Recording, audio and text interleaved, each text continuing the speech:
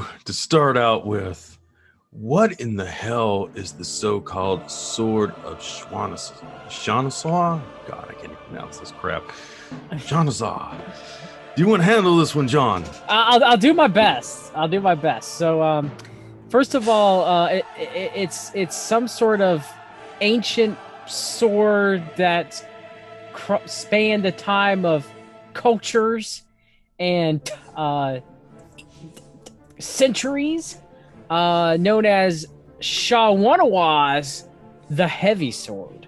The Shawunawaz is a mythical sword. His first name is Shawunawaz. Other names are the Sword of Swords. So remember, the Persians would call their king, like Cyrus the Great, they'd call him the King of Kings. The Queen, they call the Queens the Queen of Queens. You got the Sword of Swords, the Sword of Noah, the Sword of Gilgamesh, the Sword of Two Men's Hearts, the Sword of Achilles, Sword of Islam, the Flaming Sword of the Cherub, the Flame Sword of Archangel Michael, the Light of Orion, the Star of Virginia. According to legend, is the oldest and most powerful sword in the world. According to Greek mythology, forged for Achilles by the god of fire and the blacksmithing Hephaestus.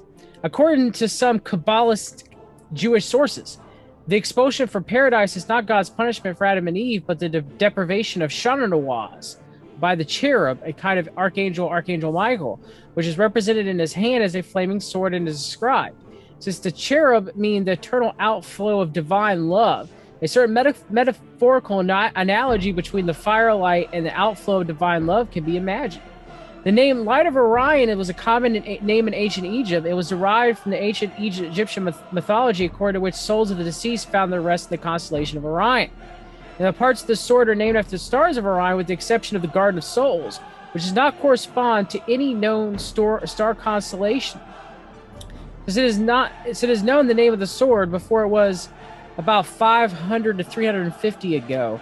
BC by the Macedonians, in which was renamed the Sword of Virginia, the Light of Orion, red.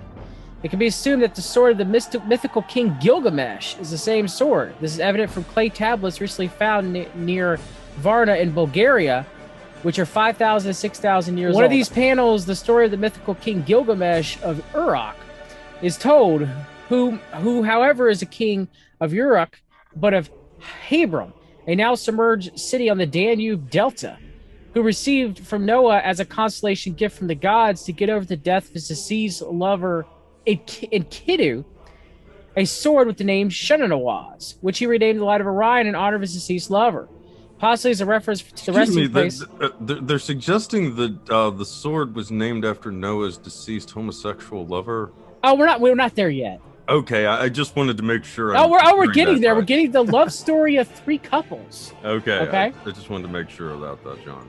Possibly as a reference to the resting place of the deceased, in which he hopes to find his beloved again. In this sword, Gilgamesh and Enkidu are said to be forever so closely yet smoothly fused that nothing in the world could surpass the strength and suppleness of their embrace. Which is why this sword can penetrate everything but nothing except a direct one descendant of Noah, which according to some tablets is the king of a mighty empire sunk under the Black Sea. Some suspect the mythical Atlantis behind it.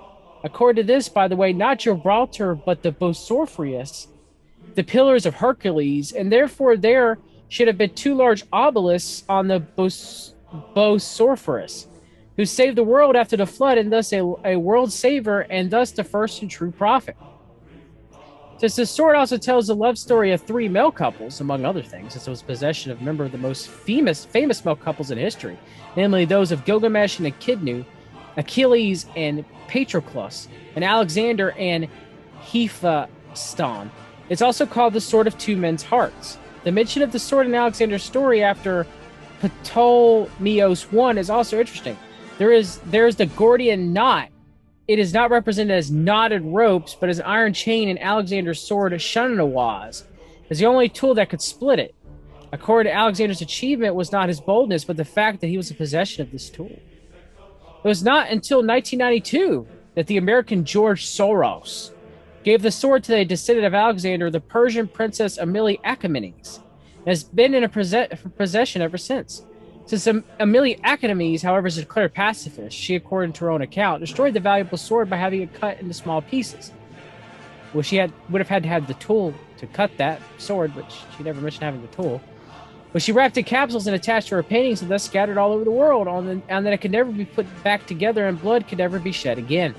The sword was drawn and painted by many artists, including Pablo Picasso, Leonardo da Vinci, Rembrandt, and Rubens, and sung by about many musicians and described by many writers, including Hafez, William Shakespeare, Johann Wolfgang von Goethe, and Alexander Sergeyevich Pushkin.